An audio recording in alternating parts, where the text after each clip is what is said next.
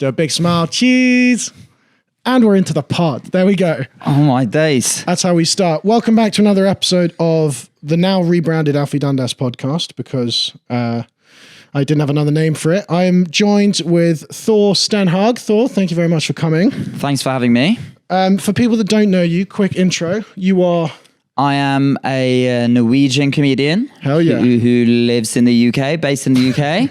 And my English is okay. And no, I'm a Norwegian comedian. I live in London. I have just done my debut hour at the Edinburgh Fringe.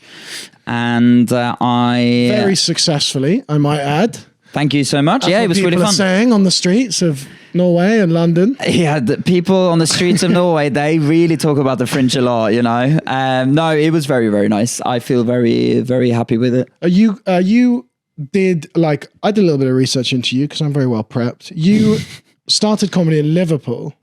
You're born in, okay, well, take me through this. You're born in Norway. Born in Norway. Where in Norway? In outside of Oslo. Born outside of Oslo, grew up outside of Bergen. Have you heard of any of those places? Oslo, yeah, because I know the capitals. Yeah. Bergen is like, it's the second biggest city. It's on the west coast. Is that like, I'm thinking fjords and cabins and... Yeah, very much fjords, cabins, all of that stuff. And also Bergen is like, you know, when the Vikings... Oh, here we go. Yeah. I was like, how long is it going to take in this podcast to get to the fucking Vikings? Yeah, whatever. Well, that's just where they came from. It's just across the water. Like if you go from Bergen straight west, you kind of end up in like Scotland. Yeah. And then you go a bit further south and you go to like Northumbria and stuff. And that's how we occupied you guys. Northumbria. Oh, yeah. Sorry. I was still thinking of stuff like that. Norway. Yeah. So you retraced your Viking steps and you went from the coast of Norway to the port of Liverpool. I did. And it did not have the same effect. Why did you move to Liverpool? I went to a university in Liverpool. I went to a performing arts school called LIPA, which is the Paul McCartney school. No, that sounds more Norwegian than it does Scouse. LIPA? Yeah. It's a Liverpool Institute for Performing Arts. Oh, yeah, it's Paul McCartney's one. I saw a clip of you meeting him. Yeah. Showing off that you could sing his songs or something.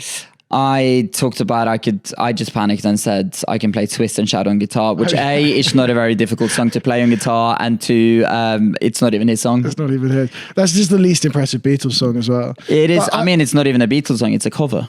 That's a good point. What's it like being Norwegian in Liverpool? I mean, it was weird. Like, so I went there to go to this performing arts school. I really wanted to be a comedian. And then I was like, well, how do you become a comedian? And then I think at one point I started auditioning for these drama schools. And also, we don't speak English in Norway. Like, that's not like our native language. Like, we speak English in the same way that you probably don't know another language, but I don't know. Did you learn another language in school? It's a real generalization. I bet you speak French. It's really rude. I was privately educated. No, I don't. I speak a bit of Latin, but no. I studied Latin A level. I wouldn't say I'm fluent in it, but That's the funniest thing that I'm like, hey, you probably don't speak another language. That's the most private school thing I've heard. I speak Latin. I speak a dying French language. Au pair. She taught me a little bit. My parents speak French. I can understand French. Yeah, really? And I can understand, I just can't reply. I'm just messing, obviously. I'm sure you are very well educated. Norwegian, yeah. So, and then English second. Yeah, but English is like, I would never speak English day to day. I learned English before moving to, fuck off. Shut up, Latin boy. But so that was like probably the weirdest thing is like when you... How do you learn English in Liverpool? I'm not saying it's not, okay.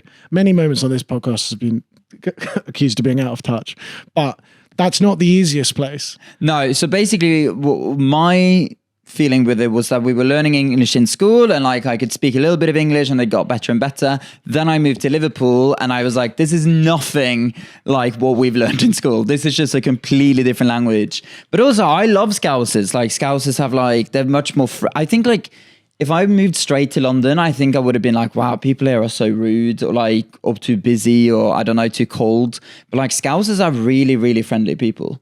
Is it more similar? What's the difference between like the Norwegian public and the Scouse?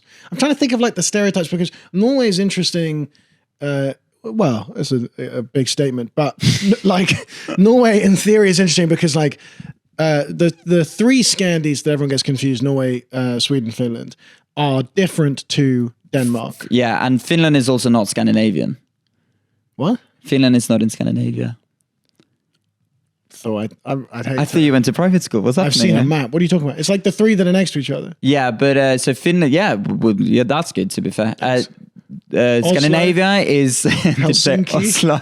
And which one is Sweden? oh my god, I must know the capital of what is the capital of Sweden? Stockholm, obviously. Yeah. I was going to say Reykjavik, wasn't that Iceland? Also, like, we don't have to spend too long on this. The Scandinavian countries are Norway, Sweden, and Denmark. We've got an hour to figure Let's this one get out. really into the Scandinavian countries are Norway, Sweden, and Denmark. Yeah, not Finland, not Iceland. Aren't Norway, Sweden, and Finland like the most similar? Because Denmark feels like a very different place. No, the most similar are Norway, Sweden, and Denmark. And but Finland's a part of like the Nordic countries, which are Scandinavia plus Finland, Iceland, Faroe Islands. It's a little bit like Great Britain and like the British Isles. But with no tension. There's no tension. Just no troubles at all. There's no like, Wait, we don't want to like kill the Swedes or anything. So Denmark, okay, let's say Norway's the best, so that's England. And that would make I would Sweden, Scotland. No, I would say Norway's definitely Scotland. And I would say Denmark's England. Yeah, got the royal probably, family. yeah. Sweden, Sweden, Wales, which is bleak. And then you're saying Finland is like the Republic of Ireland. Yeah, without any tension. Without any, yeah. They're just happy to be a part of the group kind of thing. But not obviously they are less, if you said to a Finnish guy, you're Scandinavian, they would never, it wouldn't have the same weight as if you told, an Irish person you're British. Which I love to do on the weekends. On my days. So yeah, but we have a royal family as well. But Norway was like under Denmark for 400 years. Then we were under Sweden. And we've only been independent for like 110 years, no, 120 years. So what age were you when you moved from... 21. Oh wow! So you were fully grown. Whole life in. I went to university in Norway. No, in the UK. In the UK. You finished school in Norway a little bit later. Also, the UK takes a little bit longer, does it? Yeah. Well, at least we know where everything is. That's fair enough. Yeah. And you're speaking like 6 languages, and then you're going to Liverpool. Everyone's calling you dumb for a term. No, moving to Liverpool was sick. It was just like my English was not very good in school. Like we learned English in school, but I had to do like an English like oral exam in school when I was 18. I was so nervous that I threw up twice. I never get like nervous about doing stand-up or anything. I was so nervous I threw up twice because I had to speak English for 10 minutes. Yeah, I think there's some Scottish people that would feel the same way. What is the English oral exam like? Because obviously I remember doing like French GCSE and you do the oral exam and it's just like I play football on the weekends with my brother and then we go to the library. Yeah. Whatever. Are you saying the same thing? Kind of like, I mean, I would say it's a little bit more complicated than that, but it's very much like I'm not like analyzing Shakespeare. Like it's very much like can you speak English? Yeah. I like going to the Emirates to watch the Arsenal and then... Which is something I would never say. Protesting the boats. You just got to go like fully British. Oh yeah. Yeah. Read this out. My dad... Brexit means Brexit. Brexit means Brexit. Yeah.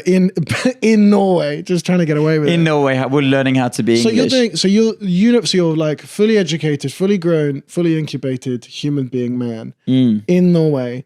English is a second language. Moved to Liverpool to act. Well, to go to drama school, yeah.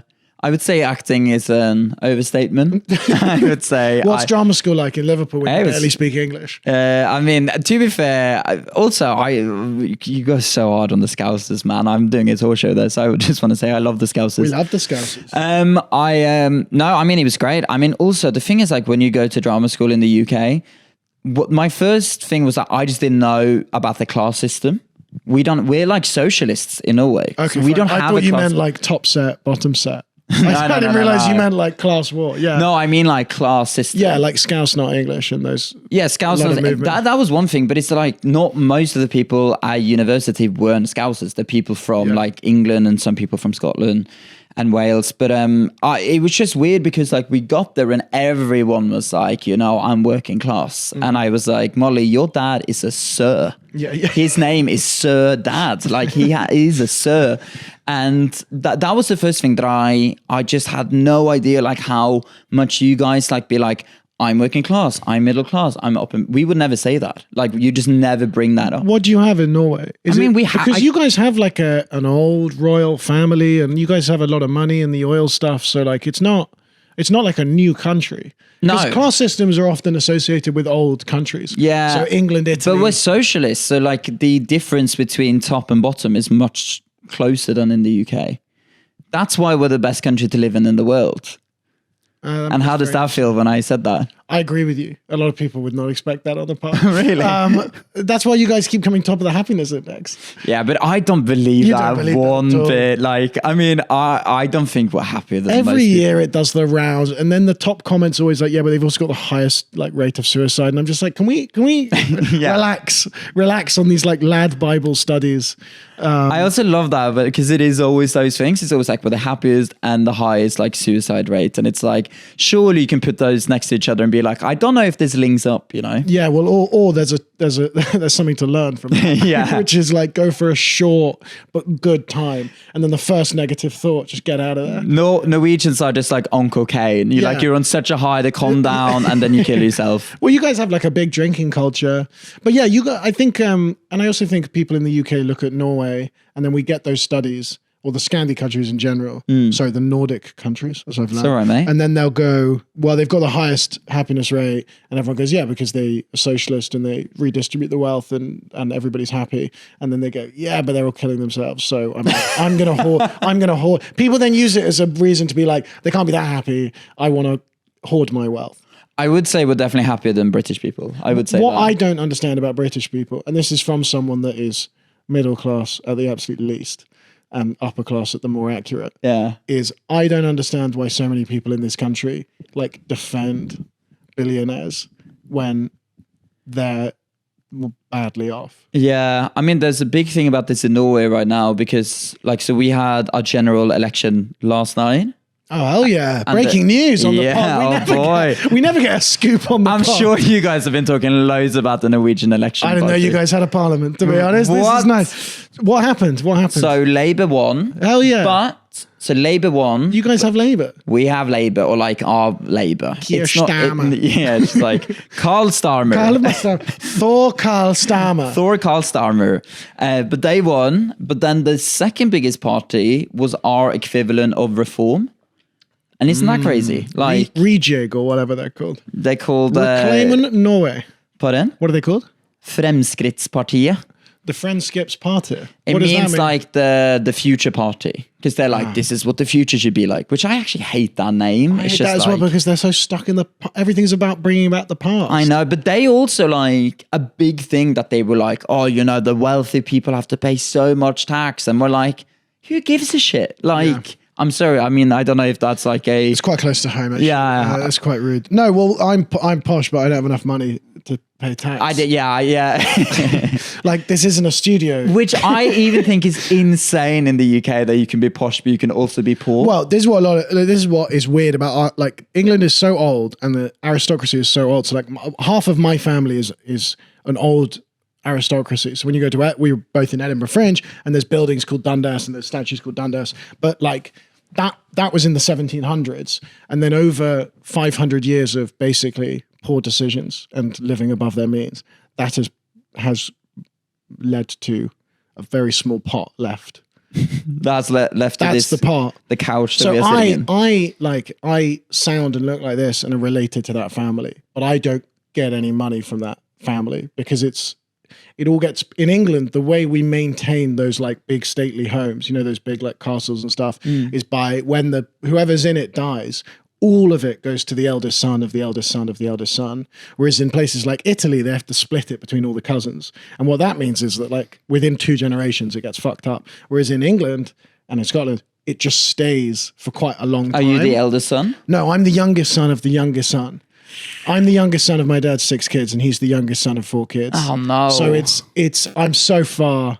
I think on Wikipedia, like I need 11 of my close family members to die, and then I become a Marquess. I would say that's not impossible. It's not impossible. Also, the place I'd become Marquess of is Shetland, which is not far, Really? not far from Norway. Mate, we can meet in the middle. Shetland has a big thing that they want to be Norwegian again. You know, Shetland used to be a part of Norway. I should go and reclaim Shetland. Mate, you should. Why honestly. don't Norway just buy it off us or something? Well, the thing is, Shetland apparently wants to be Norwegian because they're fed up with the UK. There's a comedian called Mary Lane. Do you know who that is? Mary Lane Robertson. Yeah. I thought you were saying Mary Lane. I was going Mary Lane. Yeah. Mary Lane. Yeah. So she's like the only Shetland comedian. The only one that I know of for sure. And mate, some of the stuff that she talks about that they do is like more Norwegian than Norway. Like they like burn like Viking ships on the ocean and stuff like that. But yeah, so you would, wow, that's crazy. Shetland. But also the title's called Zetland. That's my family name. Really? And that's an archaic spelling of Shetland. So someone in your family is what of Shetland, did you say? The Marquess of Zetland.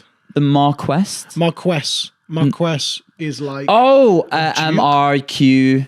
M-A-R-Q-U. Yeah. That's one of those words that I've seen so many times that I've just never really it's kind of like know what duke, it meant. but people don't really know what it means. But what's weird... Does he have any power? Currently, I don't think so. Like my cousin is currently the Marquess, or my uncle's the Marquess, and then my cousin will become the Marquess. But I think like not long ago, like maybe like 50 years ago, you were in the House of Lords. So the House of Lords were just lords. Yeah. But I don't know what the House of Lords does.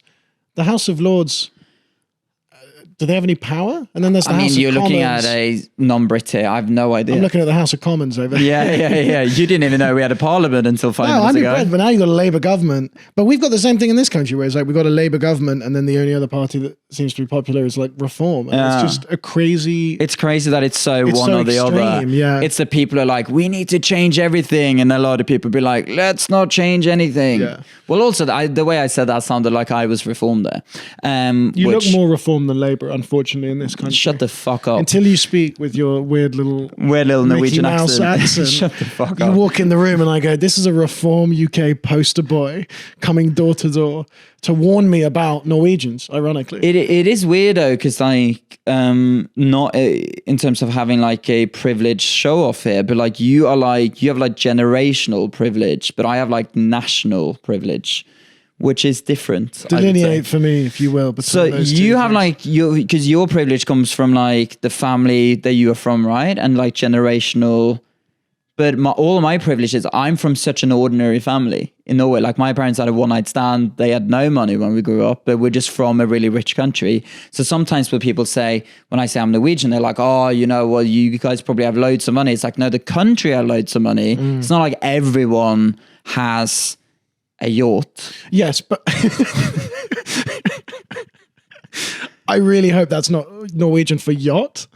No, it very much was. Yeah. It is a yacht. That's what it is. Yeah. Okay, crazy. I was like, well, we all have a yacht somewhere. No, I agree with that. I think what happens with like Scandies come over to the UK and they could just be literally whatever the middle of the barrel is, but your GDP per capita, your average wage is like would be considered well off here. Yeah. And what it gets you in Norway because of you guys have private healthcare and like a good education system. Private healthcare.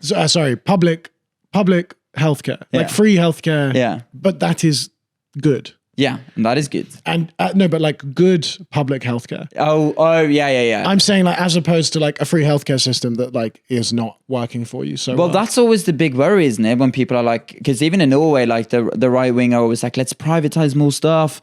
But then it's like, but what, I'm just. Do they do the dance when they do it as well? Let's privatize more stuff. I'd actually be more on board with it if they did it that nonchalant. I feel like politicians, they just need to be more likable. There's so many things they could do to get more votes. They got to stop playing football though. I saw another edit from the Labour Instagram page of Keir Starmer playing football. Is it good? With like, you know that Brazilian like da da da da da da da da da, you know, like the Yoga Bonita song. Oh yeah. And whenever it's a Ronaldinho edit, yeah. and it's like, and it's that with Keir Starmer playing five-a-side football. Oh, is it a such a tune. And then it's like Keir Starmer, but like the most awkward dad football kick you've ever seen. It's not like he's slick with it and he's secretly a baller.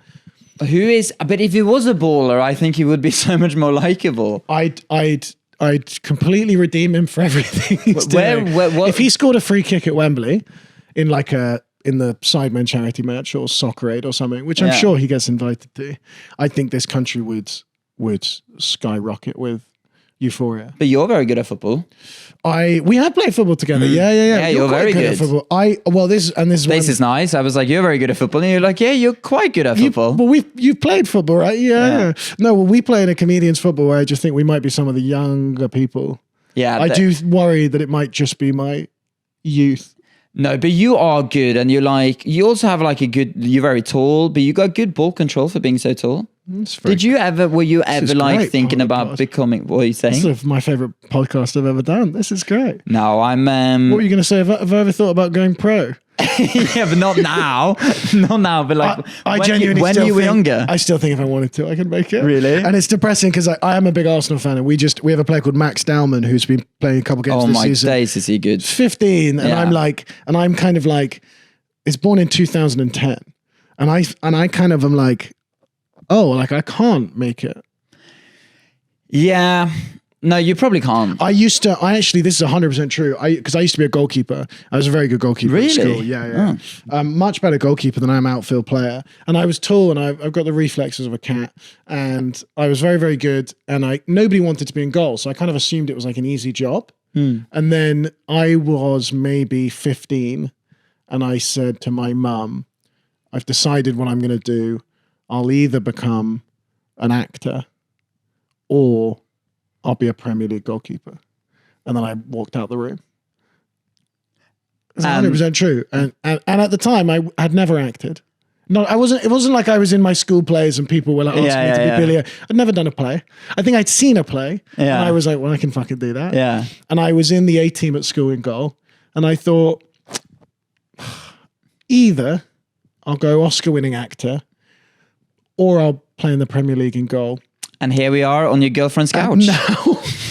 Now, I'm not even a full-time comedian. But I genuinely think if I had stuck with it from like 13, I could be a Premier League goalkeeper. Do you think Premier League? Yeah, but not starting 11. Okay, so you'd be like the sort of Scott Carson, like you're in the squad. Yeah, I reckon I could be Kepa, Arrizabalaga or whatever, bench for Arsenal. I mean, I'm taller than Raya. Are you actually? Yeah. And yeah. But you should tell them that. Well, I have, and they don't. They don't listen to you. They don't listen to me as much as I wanted to. But yeah, like I feel like when you're tall, I was just tall, and I was like not very good at sports. They just chucked me a goal, and I was like, this is for me. Yeah. But you were a good football player as well. You playing in Norway? Is that national sport? Yeah. Big. I was never ever going to be pro. I sometimes think when we play comedians football, it says more about the level of that comedians football that people can even be like, yeah, you're pretty good at football. It's a lack of availability. I grew up like in the middle of nowhere in Norway, and I was still on the second team. There was hardly a second team that we played on. But you guys are doing. You've got like Haaland and Odegaard. Is sport? Because my understanding of Norway is that you never think like, oh, big sporty country. Are you joking? Apart from the Winter Olympics. Most gold medals of all time in the Winter Olympics. Yeah, but that doesn't count. Most people say the Winter Olympics are the main Olympics. No. Most people in Norway say that. No one's saying that. A lot of people are saying that. People say, oh, you're going to see the Olympics? And they go, is it on this summer? And people go, no, obviously in February. It's in February. And do you refer to the Winter Olympics as the Olympics? I call them the Summer Olympics. Yeah, I actually think I do that. I'm like, oh yeah, I think I would say, but okay, so I wouldn't say necessarily, oh, it's the Olympics. I would say it's the Winter Olympics, but I will also go, oh, it's the Summer Olympics. In my head, they're like evenly. If I say I'm really excited for the Olympics, do you go, well, that's weird because we've got another 6 months till Feb? Yeah, I could say that. Yeah, I could say that. You can so get away with that as well. Also next year, it is the Winter Olympics. I assume the Winter Olympics is in Norway every year. No. I assume it's annual. No, it's 4 years. No, every 4 years. It's the same. Where is it next year? Can't remember. But do you know what? My granddad, he was a big skier. Well, and cross-country skiing, which means that you'd go uphill and downhill and straight. I know what it means. Though. Okay, sorry, mate. But he used to go skiing all his life. He used to ski to school and, do like ski marathons and stuff like that. his best friend that he used to do all of this with, his grandchild is the best cross-country skier of all time. He's still going, like he's only 29, I think. And he is officially, by like Olympic medals, World Championship medals, the best cross-country skier of all time. And I am here, and I can't ski. Your grandfather's best friend's grandson. Yeah, so they were grandparents. Together. They were skiing together. They had grandkids that were like around the same age. And then he is the best of all time. That's cool. That is cool, to be fair. Also, the idea of like your grandparents skiing, I'd imagine in like the 80s. Yeah. Like before all the kit and all the health and safety, just like in jeans, just wooden skis. Raw, that was authentic. Before the money got involved and ruined the game. Yeah, it's a bit like football. Before the English started flooding it on holiday. When you see cross-country skiing, you thinking the money's come in and ruined the sport? I'm thinking I've come in and ruined the sport. You know what I mean? In like a kind of Gucci ski jacket. I bet that you ski. So this is going to really surprise people. I can't ski. I can't ride a horse, and I don't shoot. I'm allergic to horses and I'm vegetarian and I don't. So in terms of posh people sports, wow, I'm very bad. I can't sail, can't row. I went to Eton, which is where they row. Yeah. And where they have the Olympic rowing. Did you go to Eton? With Summer Olympics. Little cool, that's the other Olympics. That's a callback for the up and coming comedians watching this. But I went to Eton, didn't row, which was really silly because I was one of the taller people there. What did you do at Eton? Mainly just play football. And like and just chat shit. What is it like going to Eton? I know two other people have gone to Eton. They're both comedians. What? Ivor Graham and Alex Keeley. Alex Keeley went to Eton. I'm pretty sure he was in the year below. Well, so this is the thing. I didn't really talk about Eton in my comedy, and people have noticed that and be like, "Oh, are you like pretending you didn't go to Eton?" It's just like, no. Ivor Graham got like 6 really well-reviewed Edinburgh hours out of it. And I just don't think I have anything new to add. Yeah, but he nailed it. He was known as like the Eton comedian. Yeah. And he covered it all and did really well. And I loved his stuff. And I was like, oh, it's done. I can't now go on stage and be like, oh, ha, ha, ha, Eton. You can, you definitely can't do that. I can't do that because it doesn't land. Yeah. I've noticed. You're like, is that what you've been trying to do? Haha, Eton. But, yeah, Eton's a weird place. I think I didn't realize until I left Eton quite how weird Eton was in the context of the rest of the world. Like you're talking about, if you're international and you come to the UK and you learn about the class system, like Eton it's kind of like it is like being at Hogwarts and then leaving and being like, oh, I didn't realize not everyone else was a wizard. You know what I mean? Yeah, that's fine. Arguably, Hogwarts is easier to get into. yeah, it's a lot more and a lot more shabby. But it was. I could see you at Eton, to be honest. I definitely couldn't go to Eton. Was it like we had a few Norwegian princes? Did you actually? Yeah, we had some Norwegian oil money rocking about. Did you actually? Yeah, we had a lot. Eton's so weird. what age did you go from? I went when I was 13. I applied when I was 11. I did an interview and a test when I was 11. They can reject you when you're 11? Yeah. The acceptance rate is really low. Basically, when you're 11, you go do an interview and you do an exam. And then they put you on one of 3 lists. A list means you're in. B list means you wait list. C list means never talk to us again. Okay. And I think the acceptance rate is like low. It's like university acceptance I rate. think this is crazy that at such a young age, you can be rejected from a school. Surely that's going to fuck with your brain. As a kid, I seem to be doing very well. Yeah, but you got in. I did get in. Yeah, that's true. Yeah, What are they accepting you based off? Interview and exam, so intelligence, and then also when you're 11. Yeah, when you're Harry Potter age. It's a half an hour interview with basically one question and then a few follow-up questions. What do you want to be when you grow up? No, mine was like, what do you think good leadership looks like? 11. Yeah, and can you not understand how crazy that is? Good leadership. If someone asked me that at 11, I'd be like, well, I like this Pokemon trainer, or like that's what I would say. Yeah, but that's why you didn't get into Eton. I was captain of the under 11B's cricket team, so I started talking about how I have to sacrifice myself sometimes for the rest of the team, because I remember it really well. In cricket, I didn't bat or bowl; I was just in the field, and I was really good vibes. So I was a leader, but I was leading from the back. I don't know anything about cricket. I don't know what any of that means. Well. You didn't use the bat? In cricket, you kind of have like 5 bowlers, and then like you have your batting order, and if you're in like the top 5-6 batsmen, you're really good. I didn't bowl, and I batted 7th. I was in the field doing a lot of like getting everyone to walk in, put a bit of pressure. I was doing a lot of sledging. There's a lot of it's kind of like roast battle.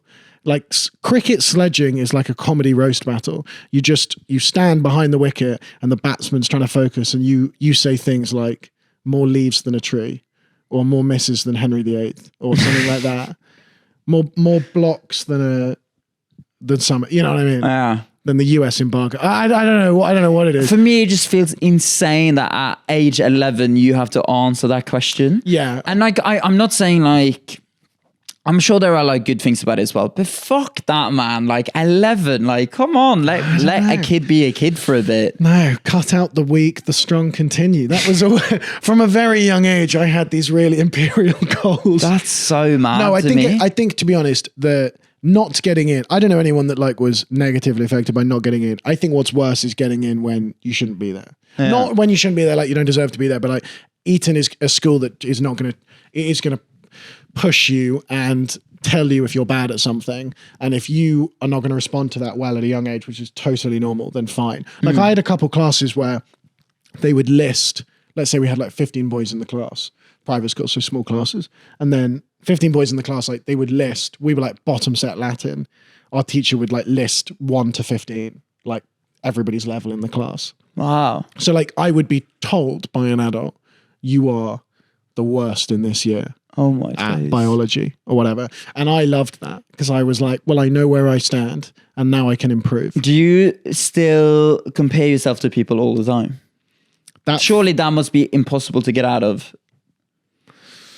It's a good question, Thor. It's all right, man. I'm actually looking for a new therapist this week, so this is nice. I don't know what kind I'm of got saying. therapy couch really vibes as well. It started me being like, Norway's so much better, and I'm like... It's funny because we started and I was like, I loved Eton. There were no negative effects. And then you were basically like, do you think that people-pleasing is why you do comedy? And then it's like, oh, that's so interesting.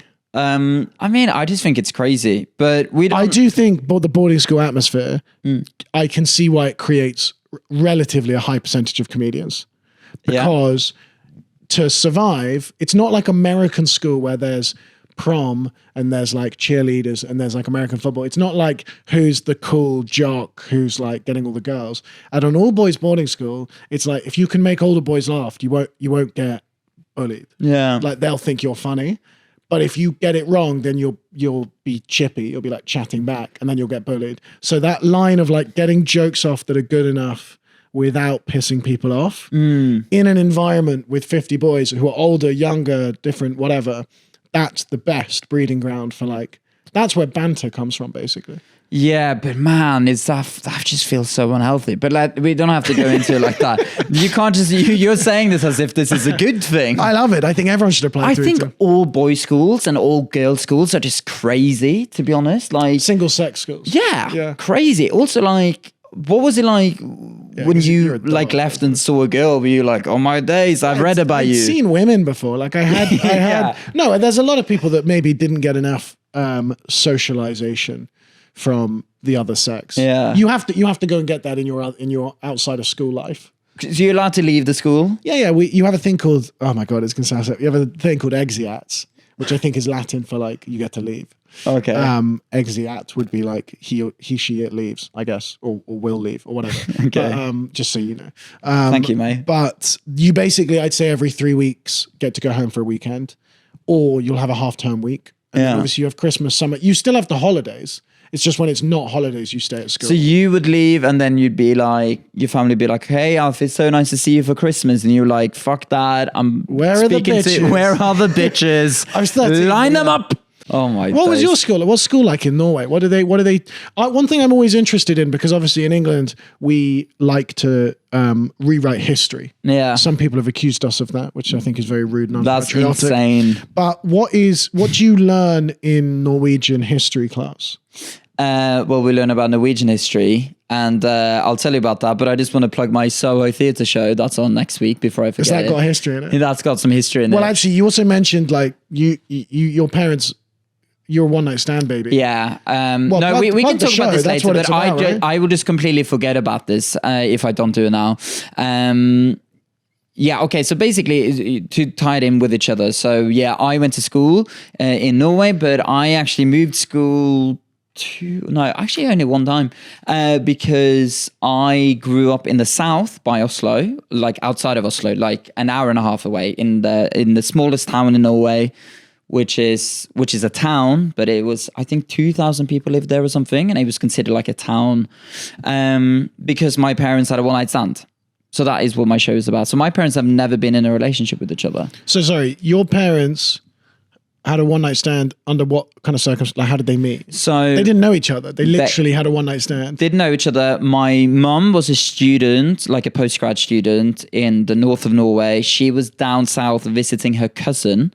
And my dad was in the army. He was like an instructor at like an army in the Air Force, like academy. Cool. And then they met in that tiny town on a night out. And then like 3 months later, my mom was like calling around the army offices. I thought you were about to say 3 months later you were born, and I was like, that's not how it Yeah, and works. 3 months later, I was came out. bored. I was Yeah. like, God, Norwegian babies are quick. That's It's what they tell us in the Norwegian cold. school. No, and 3 months later, my mom was like calling around like army officers because she was like, I'm pregnant. I'm trying to find this guy. I don't know where he is.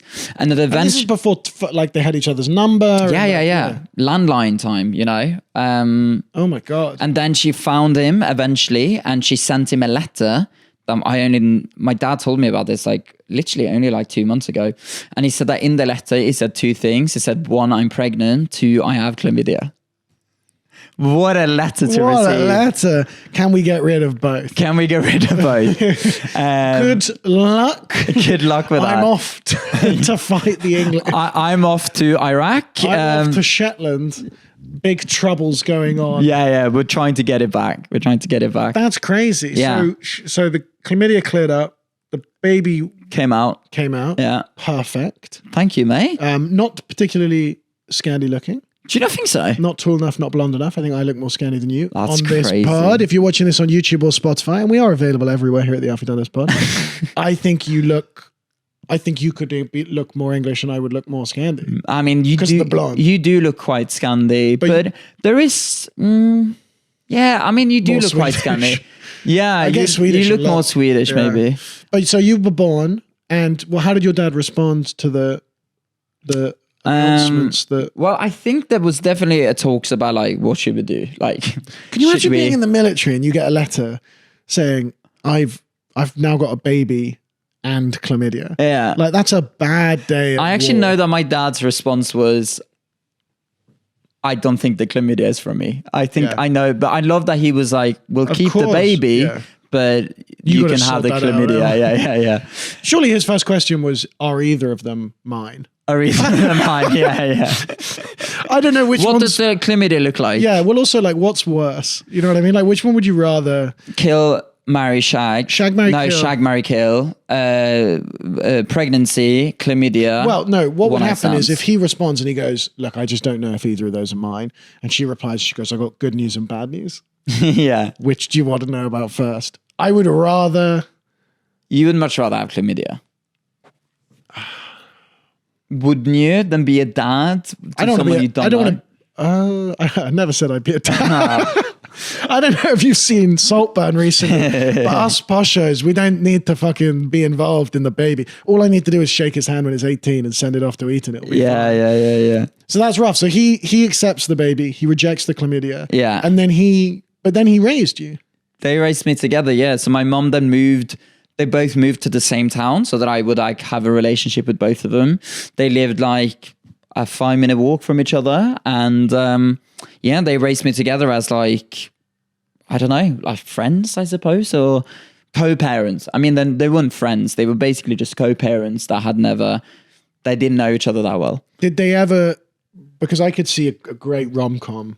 I know, but I think the better rom-com is that they never did it. I think that's much more the brutal reality, normal people kind of. But I show. think that's more like, I think the niceness of the story is that they didn't have anything to do with each other, but had to raise this child together and then kind of just made it work. I think that's really nice. And I'm really grateful. Did they ever try. They didn't like go on a date, put on a nice dress, and go, "We're going to make this work for." Nothing. They literally. Odin. But it's weird because like my mom still speaks to my dad's mom like weekly on the phone. That makes sense. Do your parents still? Now, how old are you? 31. Fucking hell. Okay, we'll get into that. But I thought you were 24. Or something. Really? Yeah, you're young. Well, that is the Scandinavian skin. Jesus Christ, that's bleak. Good luck for the winter.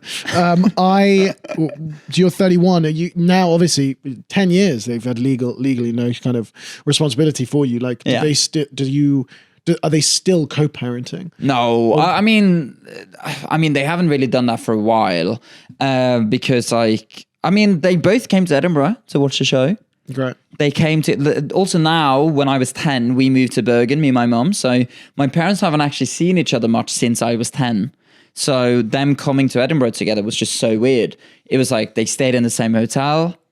And separate rooms? Separate rooms. Good. Don't get ahead of yourself. I think that's the least like suggestions. I'm like, guys, don't look at me. You're the ones that had the kid. I know, but it's like it's sweet. It was really sweet. And they would like hang out every day. They would like have breakfast together, eat dinner together. We have like a group chat, the three of us. And my mom would send like a picture of my dad being like, "Hi, we're just having dinner if you want to come and meet us after." And they came to see the show, which is obviously all about them. So how do you feel performing comedy about their story to them? Yeah, it was really nerve-wracking. Especially like, because it was weird because I'm so used to like my whole life, I've always people have always been like, well, they were never together, whatever. Like I'm from like a family where like we don't have many boundaries. Like we're very open. Mm-hmm. Like the fact that I know about the chlamydia thing, like I don't think most people would know that. But it was really nerve-wracking because when I was doing the show, I suddenly realized how much I'm actually like, I'm telling their whole story. And especially, joking about like, my dad wanting an abortion. And then I look at my dad and he's there on the front row and he's like, oh, it is really, really strange. But they loved it. They were so... He's there in the front row like, yeah, still do. He's like, yeah. What, is it too late now? What is that? Running down How many weeks can you do now? Yeah. And what was it like? Because you must have had to workshop those jokes. And we were talking before we started recording about doing like work in progress shows. Because I think people might not realize that like once you've seen a comedian, once you're watching a comedian do an hour of comedy, they've been doing those jokes for years, if at least a year, some of them, and trying to figure out that narrative. And it must have been difficult, like the first time you started doing jokes about them. Presumably your mum has seen some of those jokes before, and now it's just both of them seeing the whole story. Did you ask for their permission? I didn't ask for their permission, and I think if I'd done it again, I probably would have, to be honest. Like they were fine with it. I just don't think because then the Norwegian BBC came and they like did like a little feature on it. So then he went out to all of Norway, and then suddenly I was like, fuck, this is also their story. I'm a huge deal. I was like, guys, I'm actually a massive deal. And my mom was like, the whole nation know that I had chlamydia. Yeah, well, I talk a lot about my dad, like clubbing and stuff. And I do get strangers coming up to me and being like, oh my God, I can't believe your dad does this or whatever. And they've just extrapolated it beyond what I've said. Does your dad, does he feel fine about it?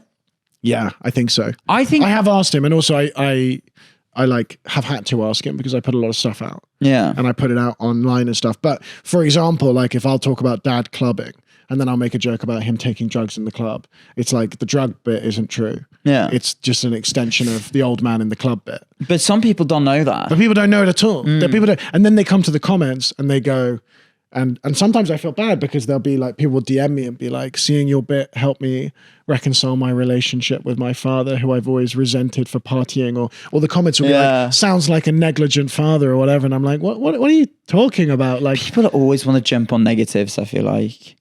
Did you get any backlash from the show? I mean, not from your parents, but like, do you have any family members or people that...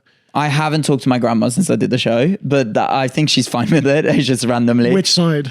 My dad's side. She's the one I'm most nervous about because she's 92 years old. And I think... Traditional? Not really. Like she's a great, like she loves telling stories, and she'll be like, I mean, she'll start with a punchline and then be like, she'll be like, oh no, and then she'll work her way back and whatever. But she loves telling stories. I've had no backlash. Also, the show is such like a positive show. It's like literally like, you know, you hear about people growing up in like married families that had terrible upbringing, so like parents who would like shout at each other or whatever. I had a great upbringing. It was just very left field, and I talk about it in the show, like how, you know, when my parents lived away from each other, I used to fly a lot when I was a child. Like when I was 5 years old, I started flying on my own. So you might have been talking about leadership at 11, but I was fucking easy jetting over there. Walking the walk. I was walking the walk, man. I was on my way to work. I had a little suitcase with me. No, and then loads of stuff like that. My mum also worked for DHL, so I talk about that in the show, where for a while I would like, because my parents didn't have the money to like basically buy train tickets or take the time off work to like drive between, when they used to live 2 hours away from each other. So my mom worked for DHL, and she was like, well, there's actually a lorry driver. Yeah, put you in the back. And literally, not in the back, but like literally for like 3 years, used to get a ride with this lorry driver called Carl. Wrap you up in cardboard. Yeah. Stick a label. Be careful, yeah. That's no returns. Cool. So you feel you don't like, because the show is ultimately a positive show, and the way you talk about it has always seemingly been like there's no resentment there. And I think you're right that like maybe because it's not a traditional dynamic, people expect it to be more of a poor me kind of show. But it just sounds like you had parents that were like really good as parents without having to be romantically in love with each other. Which I think is really nice. But I also do feel like sometimes when you speak to like British people, they'll be like, but that they kind of want it to be like some sort of downside. We romanticize things, you know, like, I mean, my parents are not divorced, so I can't really speak on this, but like, you know, whatever, more people get divorced than don't. Yeah. And I grew up around a lot of English or posh or middle class people who don't talk about their feelings, and all of my friends' parents, or half of them, stayed together for the kids, even though they hated each other and resented each other, and they didn't talk about it. And they have this romantic idea of mummy and daddy being together forever. Yeah. And I think it ends up having a negative effect because they repressed all this, like, all and these also issues. You can tell like the amount of people that I know that grew up with parents who are like, they clearly don't like each other anymore. Like they probably did, and there is probably like a love there, but it's probably not, they're like, oh, it's for the best of the kids. Maybe. But then how long are you really doing that? Did your dad stay in the army whilst you were growing up? He did he did leave, and I was like, he still works in like defense stuff. Hell yeah. Hell yeah. Hell yeah. That's where the money's coming from. Yeah. But he left when I was like maybe 10 or before that. Okay. But also he wasn't in the army. Like he wasn't like, when I speak to like army kids in the UK, they're always like, yeah, we used to live in like Saudi Arabia for a bit. And I'm like, no, it was never like that. No, it's the Norwegian army. No one attacked us. We were like, oh, how's the Danish doing? They're like, well, they're not attacking. We're like, we're good. It's a lot of just watching the other Scandi countries to see. Although now Norway seems to be in the middle of everything with Trump.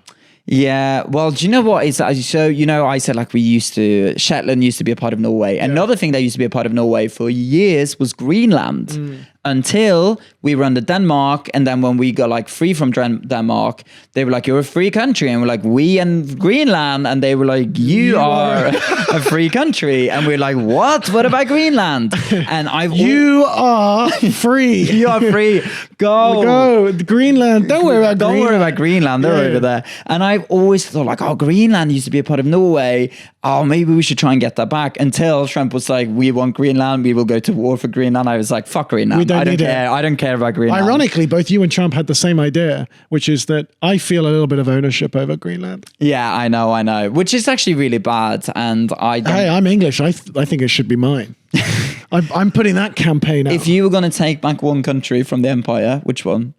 Look, I was going to answer that until you said empire, and then if I was going to take back fucking Norway, that's what I'm going to do. No, you were never part of the empire. No, you guys were under us.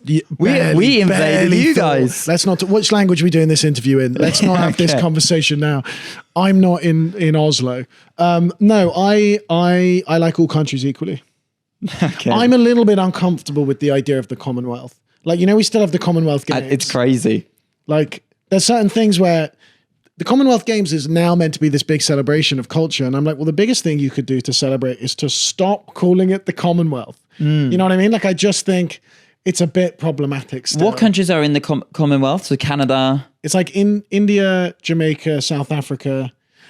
My understanding of it is it's obviously previously empire colony countries, but it's the ones where there still is enough like love for the royal family that we can send the Queen there to go and watch, like, even now that she's dead. Even now that she's dead, we get her out. Once Get her, come on. No, but it's like there's certain ex-colonies where you wouldn't send the royal family to go, and they wouldn't get a good reception. Like Trump 2 days ago yesterday was booed at the US Open. Yeah, I saw that. Yeah, it's like there's a lot of countries where that would happen, but like South Africa, there's some you go to Barbados, like you go to some countries, and it's like there's enough of a population there that will still kind of cheer King Charles. Yeah, that is. I think which doesn't even happen in England. Yeah, that is really, really strange. It's the countries that, like, I recently discovered that like BBC World News is the biggest news in terms of listenership in the world. Yeah, but to be fair, we would have BBC News in Norway. Like, it's not something you would watch, but we had the channels. It's like 900 million people are on it or whatever, because it's like BBC News syndicated to the rest of the world. And it's obviously in English, so it's... Also, I do want to say this. I feel like I'm talking a lot of shit about the UK, but I actually love the UK. And also the UK, good, to get the positive side of the history here, was like during the Second World War, when we got occupied by the Nazis, the UK basically like saved our king. And like, well, I said the UK, he went to Scotland, but you know, I'm Scottish, that's fine. Yeah, of course. Dundas. So like, it's You're not all bad. You're welcome for that, Thor. Well, do you know what we do to repay you for that? Gave us Shetland. No, we didn't give you Shetland, mate. Fuck that. No, we give you that Christmas tree at Trafalgar Square every year that people hate. You got to stop sending us that. I know. Why don't you just send us some oil? No. That's what we want. No, do you know the story about the oil thing? Because you know the oil is from the North Sea, right? Which is the sea that divides Norway and the UK. Yeah. I don't know the story completely. There is some sort of story that like a drunk... English king was like, you guys have the North Sea, and then it's cold and miserable. You guys can have it, and then we found the oil. Well, because I was talking to, when I was in Edinburgh, I don't know if that is true, but I've heard that story. Doesn't matter. There's no fact checking on this pod. Also, how long have we been? Yeah, we got about 10 minutes. I was talking to a Scotsman up in Edinburgh, as I do. And that's so brave of you, which was really brave of me. And I love the Scottish, and I'm an ally. And I am Scotch, so it's fine. But he was talking about how Scotland, because you know that Scotland keeps having independence votes. Yeah, I say keep having. It has one. It was like 51-49. It was insanely close, and whatever. And I think if they did it again, it would be probably the other way around. Yeah, and Scotland's fine because it's got oil. I always forget that Scotland has oil and not that many people. Scotland is like insanely similar to Norway in many ways. Yeah. Like it's the same population, 5 million. Norway's 5 million. The oil, the nature. Big country. Big country, very big country. Also, its own language. Yeah. I was trying to learn Gaelic. I did a Gaelic. It's Gaelic. Did you say Gaelic? Gaelic, yeah. Well, but I've got an English audience. But I did a Gaelic course. Pardon? You did a Gaelic course. I did, yeah. I had like a joke in the show where I spoke Gaelic because I just thought, well, it was so funny if you go to the Edinburgh Fringe and the only person that does a Gaelic joke is a Norwegian. That's great. Yeah. Norway and Scotland are kind of the same thing. But cold up north, rich down south, shit food. Well, that's coming from England. Bit of oil. Wait, you don't know anything about food? If you're going to guess. Cod roe. Yeah. First time, knocked it out of the park. That's great. Potatoes, shit fish, and shit fish, saltfish, and salmon is obviously really big. And in both, yeah, they really are very similar. Yeah, they are very similar. Harry Potter, no. Harry Potter didn't exist. But what do you mean? No, he's big in Scotland. He's Scottish. Yeah, he's Scottish. If Harry Potter was in Norway, there wouldn't be like a boarding school. No, but you have similar folklore. Yeah. Well, do we? I don't know. I just said yeah. Well, don't you guys have like? Isn't it all the Norwegian like in the forest with the pixies? That's where the wizard lives. That's not a verbatim story, but isn't like not Hansel and Gretel? Yeah. I mean, I wouldn't say the wizard. We're more like a troll country. But in Scotland, you got like the Loch Ness monster. Yeah, that's true. The Highlands. Yeah. Macbeth. Supernatural spirits. You guys. That's what I imagine. Like the woods are. The woods can talk to you if you go deep enough. Oh, yeah. Oh, for sure. Have you ever been to the forest? No, I actually really want to go to the... What's like? What is it like camping, or like what is it like in a fjord? Oh, mate, you have to go to the fjord, man. It's amazing. Is it? I'm a bit scared of it. Why are you scared? What are you scared is going to happen? No, it's cold. Woods at night. Pardon? Like just being in the deep. Yeah, but you can swim. What? Why am I in the water? Yeah, but what are you scared of? You say it's so deep. You're talking about the forest. The forest. Are you scared of the forest? I thought you said the fjords. Oh, mate, I love a forest. But I'm from like a mining family. Like they used to work in the mines and stuff, and they all used to live in forests. So I very much romanticize it. And now you live in London? Now I live in London. You go back to Norway a lot? Go back quite a lot. But I love living in London, man. It's great living here. Yeah, I love I'm definitely more of a city boy. Definitely. Do you ever do comedy in Norway? Yeah, in Norwegian. You do comedy in Norwegian? Yeah. Is that difficult? Do you do your material translated, or do you write new material to make it land? I would say 50-50. Yeah. Because some of the jokes, you just can't translate them. And like some jokes are like clear. It's like I talk about being Norwegian in the UK. Obviously that's not going to land. But some jokes I'm like, this should work in both languages, and it just doesn't for some reason. Sometimes it's just a word is maybe funnier in English, or it's funnier in Norwegian. Because sometimes I've written jokes in Norwegians that I'm like, oh, this is such a good joke. Try it in the UK, it just doesn't work for like cultural differences. You're fully bilingual. Like yeah. You can. But I would never What do you think in? Right now, I think in English because I'm speaking to you. But if I'm in Norway, then it's kind of switches. Oh, that's great. Yeah, but it would be like, let's say that you learned Latin in school, and let's say that, which, you know. Let's put that out there. That's crazy. Let's say that everyone in the UK learned a bit of Latin in school. Oh, finally, you've been listening to my dreams. And you go to a comedy club where everyone's English, and then you go on the stage and you start speaking Latin. Like, that'd be awkward. Because everyone would be like, why aren't you just speaking English? That's what it feels like in Norway. Like, I would never go on stage in Norway and just speak English and be like, hi, everyone, how we doing? They would be like... My name's Thor. Yeah, and they're like, we're all called Thor. Yeah. We're all Thor. Who cares? You're Thor Odin, aren't you? Thor Odin, That's so good. Isn't that crazy to have a one-night stand and then go Thor Odin? Really ambitious. Really ambitious. Odin is... Thor's dad.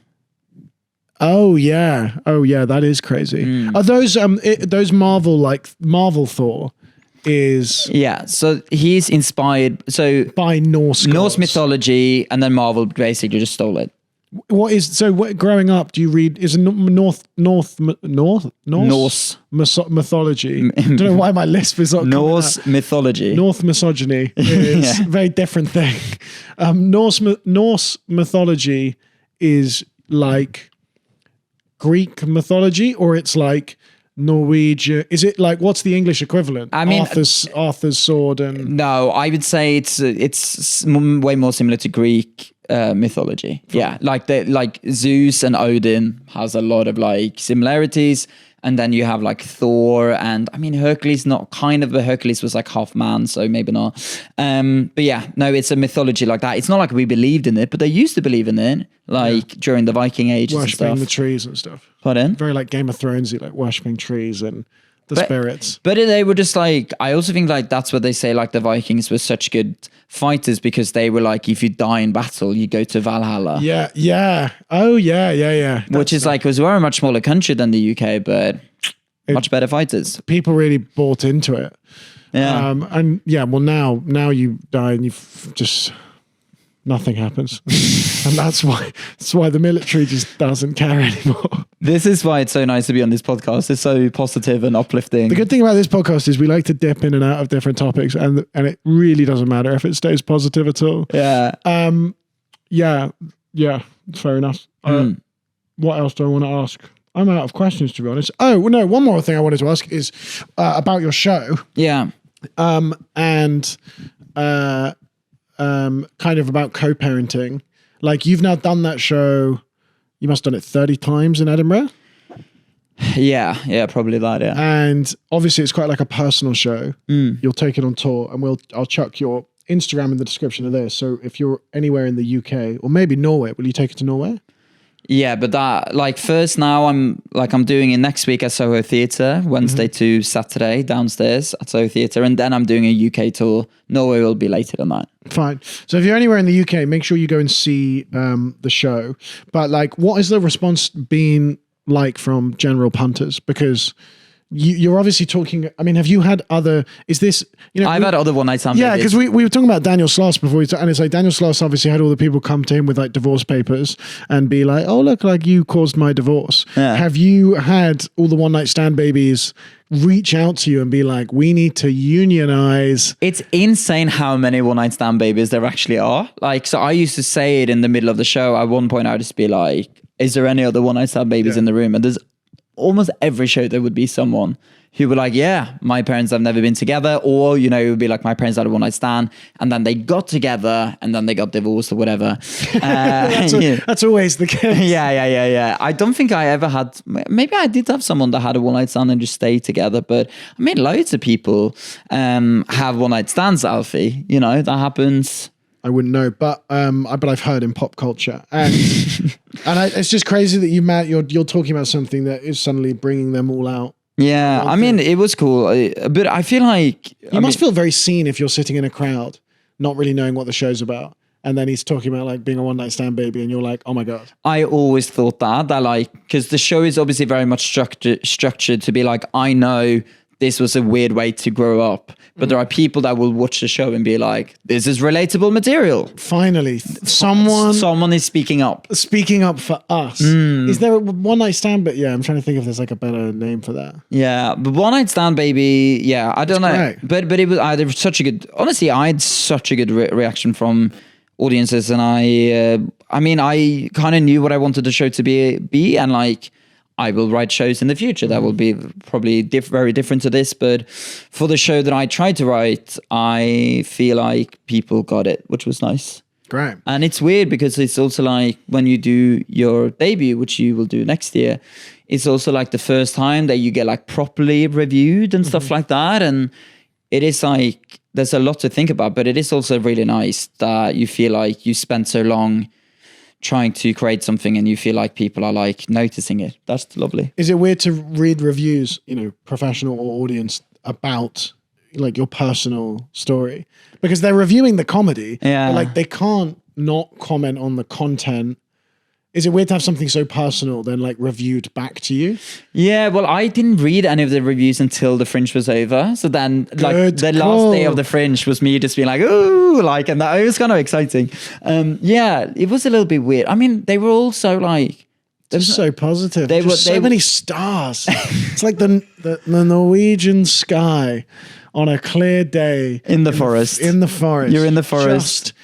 Just so many stars on one day. No, but they were nice, the reviews. And even like, I mean, I didn't have anyone say anything bad about the show or anything like, or like, not about the show.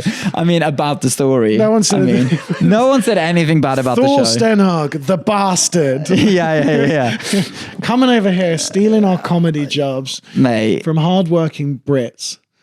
It's a one night stand. That came from private schools. One night most stand, of them. bastard in the front row. I know. Jon Snow, King of the North. Hey, imagine. King of the Nord. King of the Nord. Yeah. But no, I had a great time. I'm excited to do it on tour. The thing is, when you do it in Edinburgh, it's amazing, but you also do it in front of people that might have seen 4 shows already that day. It'd be really fun to take it out to the clubs. Where do you know? Are you allowed to talk about where you're taking it on tour yet? No, but I am announcing it. We're announcing it, I think, maybe this week, maybe next week. Well, so I will post it on my Instagram. When you see this, which is Thor Tells Jokes is my Instagram. At Thor Tells Jokes. And let me get your Soho. Your Soho Theatre dates are September 17th to 20th. That is Wednesday the 17th till Saturday the 20th at Soho Theatre, which is also just a very cool venue. So if you're a comedy fan in London, which is the most of the people that see this podcast, go and check that out because it's a good show and it's just a great place to watch comedy. It is. It's really cool. I'm very honoured to be allowed to do the show there. That would be very cool. Right, that's all we've got time for. Go and check out Thor. I'll put his Instagram in the description and go and make sure you get those tour dates. Those Thor dates will be coming out around the UK. The UK Thor comes out. Oh my days. The UK Thor comes out next week. And go quick because Thor tickets go quick. I am doing one show in Bristol in October and one show in London in October, and those will sell out. So get tickets to those as well, but it's less important to go to Thor's shows. Thor, thank you very much. Thanks so much for having me, mate. I will see you in a bit. See you in a bit.